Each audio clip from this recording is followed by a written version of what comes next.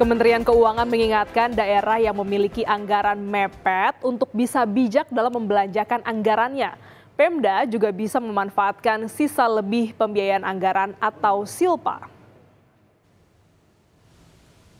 Sulawesi Selatan bangkrut.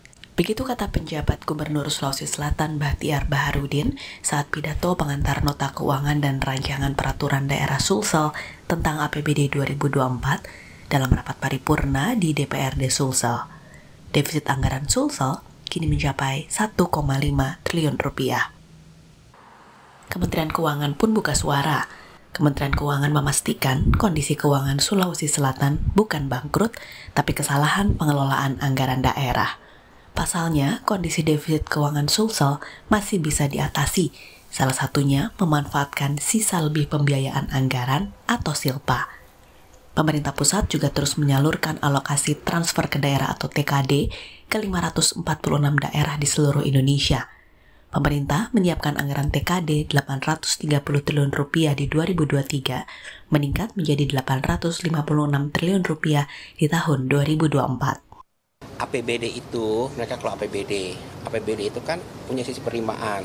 Sisi penerimaannya tuh ada dari transfer pemerintah pusat, dia ada punya PAD-nya. Kemudian nanti ada sisi belanjanya, ya kan? Penerimaan itu dipakai buat apa? Ada belanjanya. Ada surplus apa defisit? Nah itu nanti lihat sisanya. Nanti diterangkan oleh teman-teman. Pemerintah salah satu caranya adalah untuk daerah-daerah yang berkinerja baik.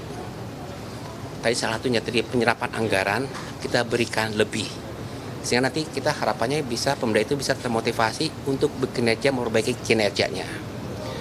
Tapi dari disinsentifnya, saya nggak ngomong disinsentif, misalnya penyaluran. Udah ada nih penyalurannya sudah dialokasikan, ditransfer ke daerah untuk provinsi X, untuk Pemda X itu seperti sebesar ini. Nanti kita lihat syarat salurnya, kan nggak langsung dikasihkan semua tuh, satu kali transfer enggak.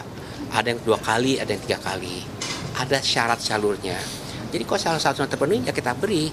Tapi kalau syarat-syaratnya nggak terpenuhi, berarti kita tunda dulu sampai mereka penuhi syarat salurnya. Itu caranya kita bagaimana, saya nggak bilang disinsentif, tapi supaya tadi Pemda itu tetap bekinerja, disiplin, menjalankan APBD-nya. Kementerian Keuangan menambahkan, penyebab defisit anggaran Pemda Sulsel lantaran dana bagi hasil yang belum dibayarkan ke kabupaten dan kota. Di sisi lain, Kemenkyu mengimbau Pemda Provinsi Sulsel untuk mengurangi belanja yang tidak penting. Bagaimana penganggaran dia untuk belanja dana bagi hasilnya. Jadi yang di statement pada waktu itu mengatakan bangkrut karena memang ternyata ada kewajiban dana bagi hasil dari provinsi ke kabupaten kota yang belum dibayarkan. Tapi kalau melihat anggarannya, jadi buka aja nih anggaran beberapa tahun terakhir gitu Sulsel, sebetulnya apa yang dianggarkan itu relatif dibayarkan. Nah berarti ini isunya apa? Mungkin penganggarannya kurang. Yang baru ketemu oleh BPK, ada kewajiban akumulasi sekian tahun yang belum teranggarkan.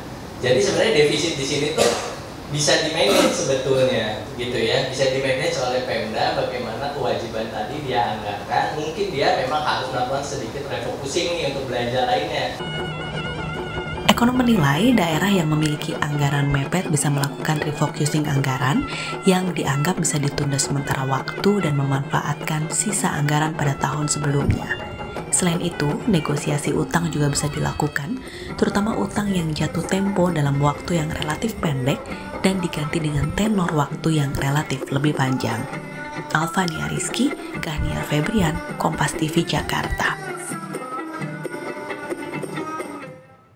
Penjabat Gubernur Sulawesi Selatan Bahtiar Baharudin mengklaim telah melaksanakan penghematan di seluruh organisasi perangkat daerah Sulsel dengan pengurangan anggaran di sejumlah program. PJ Gubernur juga meminta kepala organisasi perangkat daerah mengurangi tunjangan mereka. Yang belum bisa saya bayar tahun ini 5 miliar lebih yang harus meluncur di tahun yang akan datang. Oleh karenanya, inilah menjadi dasar patok saya untuk merencanakan, mendialogkan dengan teman-teman DPRD, menyusun APBD tahun 2024. Jadi kalau kita memang punya rencana belanja APBD 10,4 triliun, kurangi memang punya utang tadi. Kan kita sudah ada potensi 1,6 triliun. Jadi misalnya 10,4 triliun dikurangi 1,6 triliun, Berarti realnya yang kita bisa belanjakan itu hanya 8,8 triliun. Apalagi yang harus dibayarkan, gaji pegawai, load yang semua yang wajib-wajib itu harus kita kurangi, sehingga nanti ketemu angka dari 10,4 triliun itu realnya PDB kita yang bisa kita diskusikan dengan DPR berapa sih? Apakah hanya 1 triliun? Apa 2 triliun? Inilah yang saya maksud, supaya kita itu membahasnya mulai dari keadaan yang sebenarnya, supaya tidak menjadi beban baru bagi pemerintahan yang akan datang.